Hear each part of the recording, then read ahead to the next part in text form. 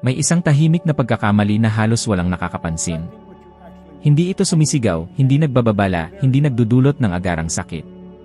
Ngunit gumagana ito araw-araw, sa likod ng iyong isipan, humaharang sa eksaktong gusto mong matupad. Karamihan sa mga tao ay naniniwalang tama ang lahat ng ginagawa nila, nag-iisip ng positibo, nagsusumikap, nagbubuhos ng oras at pagod. Ngunit walang dumarating na resulta. Kung naramdaman mo na parang may hindi nakikitang pumipigil sa iyong buhay sa parehong kalagayan, manatili ka sa akin hanggang sa huli. Ang ibubunyag ko rito ay magbabago ng lahat. Ang tahimik na pagkakamali ay nagsisimula sa kung paano mo nakikita ang iyong sarili kapag walang nakatingin. Bago ang anumang pagnanasa, bago ang anumang layunin, may panloob na imahe na nagtatakda ng hangganan para sa kung ano ang pinapayagan mong pumasok sa iyong buhay. Ang imaheng ito ay parang isang thermostat. Maaari mong pansamantalang taasan ang iinit sa pamamagitan ng motibasyon, pagsisikap, at positibong pag-isip, ngunit kung ang iyong sariling imahe ay masyadong mababa, laging nakakahanap ang buhay ng paraan upang palamigin muli ang lahat. Ganyan na ganyan ang buhay ko sa loob ng maraming taon. Hindi ito kakulangan ng kakayahan, ito ay kakulangan ng panloob na pahintulot. Gumigising ako na tinatanggap na ang araw ay magiging isa na namang karaniwang araw. Nagtatrabaho ako sa mga pansamantalang trabaho, tinatanggap ang anumang dumating, walang direksyon, walang tunay na pag-asa. Hindi dahil wala akong pangarap, kundi dahil, sa kaibuturan, hindi ako naniniwalang para sa isang tulad ko ang mga iyon. Iyan ang malupit na detalye tungkol sa mababang pagtingin sa sarili, hindi ito sumisigaw ng hindi mo kaya. Ito ay bumubulong, hindi iyan para sa iyo. Kapag nakikita mo ang iyong sarili bilang isang taong namumuhay lang, anumang ideya ng kasaganaan ay tila hindi matatag, mapanganib, o kahit iresponsable. Ilang tao ang nagsasabing gusto nila ng mas maraming pera ngunit nakokonsensya sa pag-isip pa lang na kumita ng higit sa kinita ng kanilang mga magulang. Ilan ang nagsasabing gusto nilang umunlad ngunit hindi komportable na humingi ng makatarungang bayad para sa kanilang sariling trabaho. Hindi ito malas, ito ay panloob na pagiging kaisa.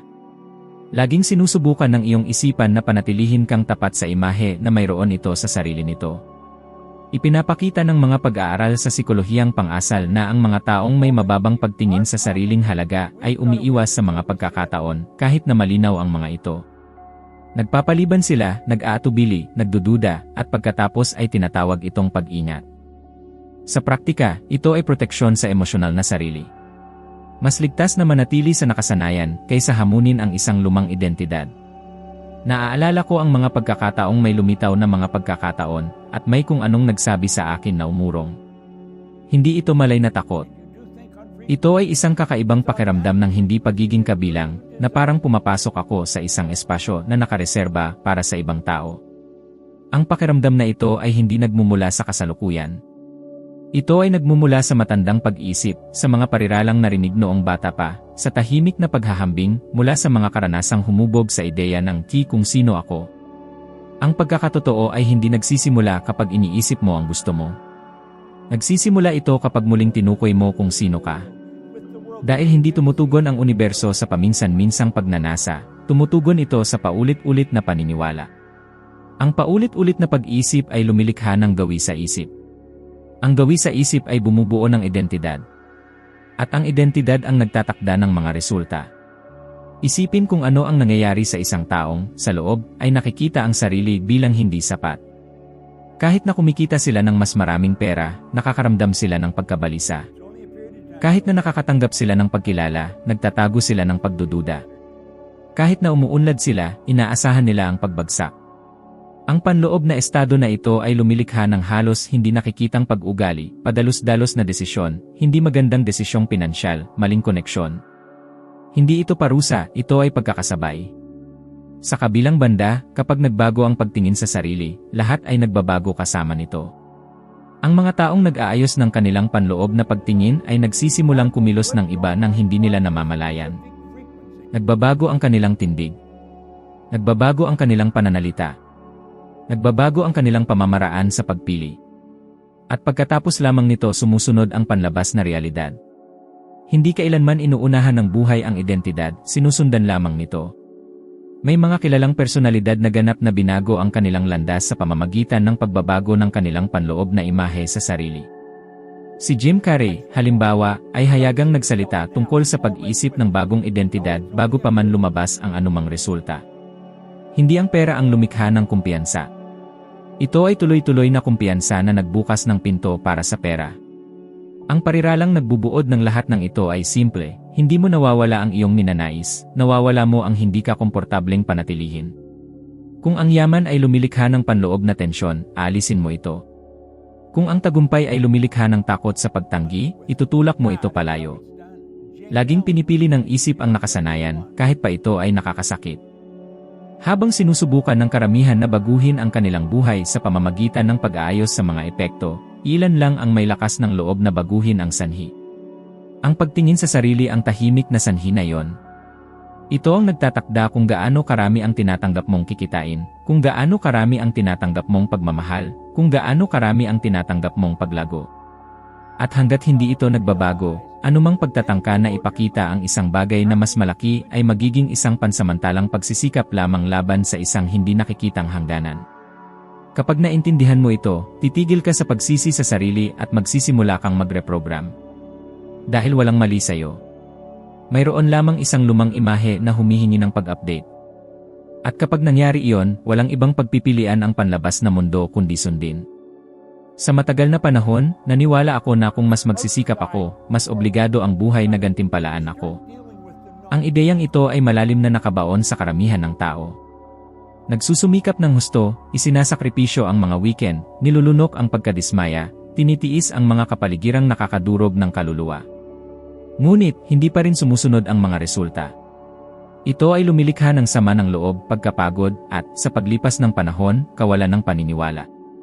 Ang katotohanan ay hindi komportable, ngunit nagpapalaya. Ang pagsisikap ng walang panloob na pagkakasabay ay hindi lumilikha ng pag-unlad, pinapatibay lamang nito kung nasaan ka na. Naranasan ko ito mismo. Nang nasa kagawaran ako ng bombero, ginawa ko ang aking mga tungkulin, ginawa ang lahat ng tama, ngunit sa loob, mayroong paulit-ulit na pakiramdam ng pagkakapirmi. Hindi ito kakulangan ng pasasalamat, ito ay kakulangan ng paglawak. May kung anong alam sa loob ko na naglalagay ako ng enerhiya sa isang lugar na hindi umaayon sa identidad na nagsisimula ng lumabas sa loob. Hanggat sinubukan kong pilitin ang mas malaking resulta, habang pinapanatili ang parehong panloob na istruktura, walang nagbago. Karamihan sa mga tao ay paulit-ulit na inuulit ang ganitong padron araw-araw. Gumigising silang pagod, sinasabing kailangan nilang magtrabaho ng mas mahirap, ngunit patuloy na gumagana mula sa parehong emosyonal na identidad. Ang problema ay hindi ang trabaho mismo. Ito ang panloob na punto kung saan ginagawa ang trabaho.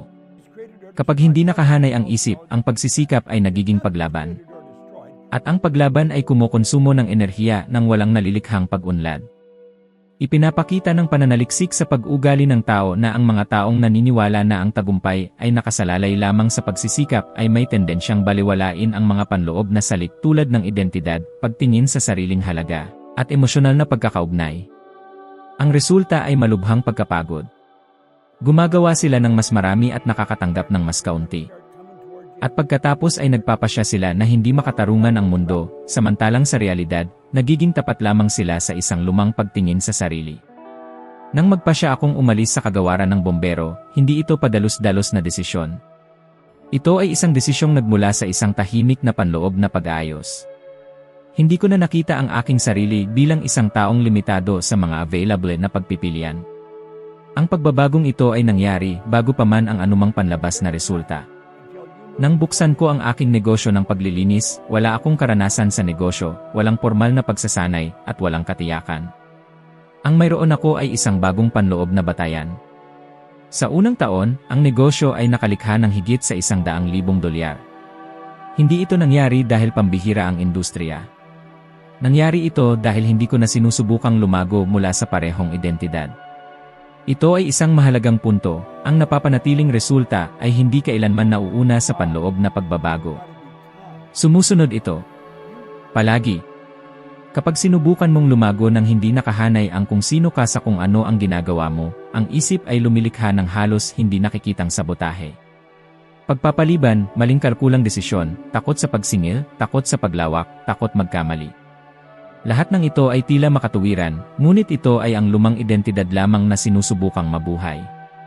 Ilang tao ang kilala mo na nagsasabing, kung kumita ako ng mas marami akong problema. O nagbabago ang mga tao dahil sa pera. Ang mga pariralang ito ay hindi opinyon. Ang mga ito ay panloob na hangganan na nagkukubli bilang karunungan. At hanggat umiiral ang mga hangganang ito, anumang pagsisikap ay tatama lamang sa hindi nakikitang kisam ng identidad. Ipinapakita ng mga pag-aaral na ang mga taong may malakas na pagkakaugnay sa pagitan ng identidad at aksyon ay may mas mataas na antas ng kapakanan, mas mahusay na propesyonal na pagganap, at mas balansing desisyong pinansyal. Hindi kakulangan ng pagsisikap ang problema. Ito ay pagkakasabay. Kapag nagtutulungan ang isip at pag-ugali, ang pagsisikap ay hindi na mabigat. Dumadaloy ito. Kung may katuturan ito hanggang ngayon, ang pag-like at pag-subscribe sa channel ay hindi lamang isang teknikal na kilos. Ito ay isang paraan upang magsenyas na ang ganitong uri ng nilalaman ay kailangang patuloy na umiral at maabot ang ibang mga tao na nagbubuhos ng sobrang pagsisikap sa maling lugar. Sinusuportahan nito ang channel at nagpapahintulot na umusad ang mensaheng ito. Ang pariralang nagbubuod ng lahat ng ito ay simple. Hindi ka pagod dahil sa sobrang trabaho, pagod ka dahil lumalaban ka sa iyong sarili. Kapag nangyari ang pagkakasabay, ang parehong pagsisikap ay lumilikha ng ganap na magkakaibang resulta. At kapag naging malinaw iyon, titigil ka sa pakikipaglaban sa buhay at sa wakas ay magsisimulang makipagtulungan dito. Karamihan sa mga tao ay naniniwalang makatuwiran ang kanilang mga desisyong pinansyal, ngunit hindi iyon totoo. Bago ang anumang malay na pag-iisip tungkol sa pera, isang tahimik na emosyon ang pumipigil. Takot mawala, pagkonsensya sa kinikita, pagkabalisa sa kawalan, kahihiyan sa pagnanais ng mas marami. Ang mga emosyong ito ay lumilitaw bago ang lohika at humuhubog sa mga pagpipilian araw-araw nang walang pahintulot. Natutunan ko ito sa pamamagitan ng pagmamasid sa mga taong, sa teorya, ay mayroong lahat upang umunlad. Nakita ko ang matatalino, masisipag na individual na puno ng mga pagkakataon na kumikita ng malalaking halaga at, sa maikling panahon, nawala ang lahat. Hindi ito kakulangan ng kaalaman, ito ay emosyonal na hindi komportable. Ang pera ay pumasok sa isang panloob na sistema na hindi handa upang panatilihin ito. At anumang lumilikha ng panloob na tensyon ay kalaunan ay tinatanggihan. Mayroong napakakaraniwang padron, isang tao ang nagsasabing gusto niyang kumita ng mas marami ngunit nakakaramdam ng buhol sa tiyan sa pag-isip pa lang ng mas malaking bank account. Iniugnay nila ang pera sa mga problema, salungatan, kalungkutan, o pagkawala ng identidad. Kaya, nang hindi namamalayan, lumilikha sila ng mga sitwasyon upang mawala ito. Ang isang taong gumagastos ng hindi kailangan, gumagawa ng padalos-dalos na pagpipilian, at nasasangkot sa hindi magandang desisyon, ay madalas nilang tinatawag itong malas. Ibinubunyag ng pananaliksik sa neuroscience na ang mga emosyong hindi nalulutas ay direktang nakakaimpluwensya sa prefrontal cortex, ang bahagi ng utak na responsable sa paggawa ng matatalinong desisyon. Kapag aktibo ang mga emosyon tulad ng takot at pagkabalisa, ang kakayahang magplano at pumili ng matalino ay lubhang nababawasan. Ito ang nagpapaliwanag kung bakit maraming tao ang paulit-ulit na nagkakamali sa pananalapi, kahit alam na nila mismo ang dapat nilang gawin. Ako mismo ay nakaranas ng ganitong panloob na salungatan. Nagkaroon ng panahon kung saan ang bawat pag-usad ko sa pananalapi ay sinasamahan ng kakaibang pagkabalisa, na para bang may isang bagay na hindi tama. Napagtanto ko na hindi ang pera mismo ang bumabagabag sa akin, kundi ang lumang pagkakakilanlan na sumusubok na manatili sa kontrol. Sa sandaling sinimulan kong obserbahan ang aking mga emosyon sa halip na basta na lamang mag-react sa mga ito, may nagbago. Nagdulot ng katatagan ang kamalayan, at ang katatagan ng emosyon ay lumilikha ng pagiging permanente. Isang simpleng katotohanan ang gumagabay sa dinamikong ito, ang hindi mo kayang panatilihin ng komportable ay mawawala sa iyo. Aplikado ito sa pera, relasyon, pagkilala, at tagumpay. Kung sa kaibuturan mo ay naniniwala kang nagiging makasarili ka kapag yumayaman, makakahanap ka ng paraan upang sirain ang iyong sarili. Kung naniniwala ka na ang paglago ay nangangahulugang paglayo sa mga mahal sa buhay, pipigilan mo ang iyong sarili. Isaalang-alang ang paglalakbay ni Oprah Winfrey.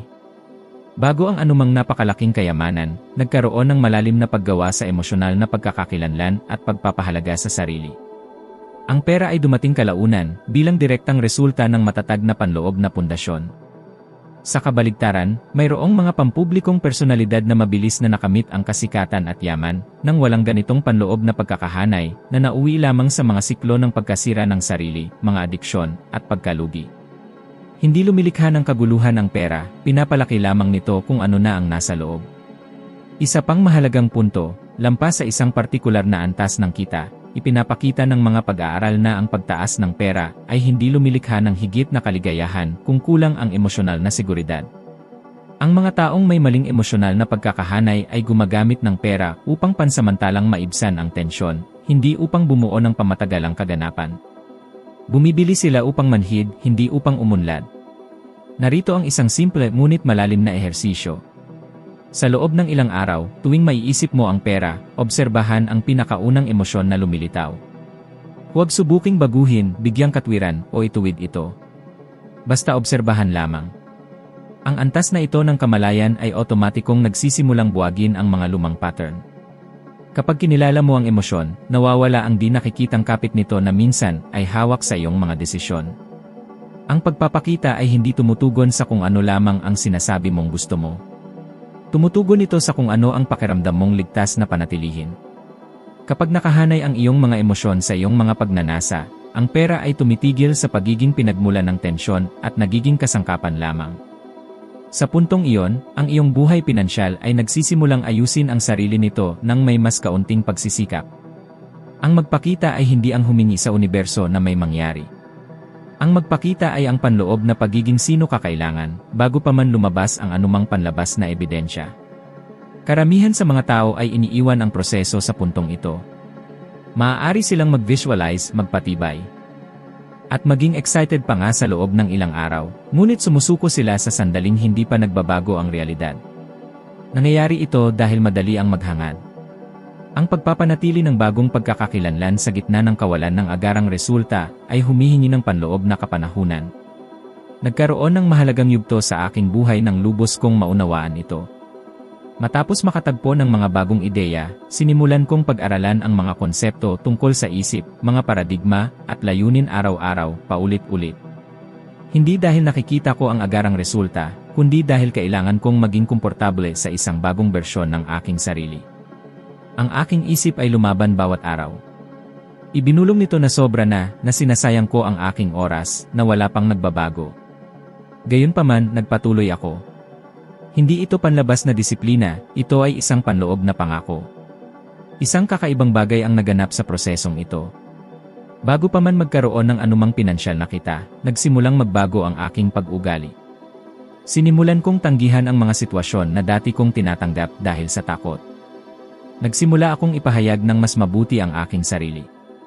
Sinimulan kong pumili ng may mas malaking pagpapasya kung saan ko ilalagay ang aking enerhiya. Wala sa mga ito ang naramdaman kong pinilit, ito ay resulta ng panloob na pagpapanatili ng isang bagong pagkakakilanlan.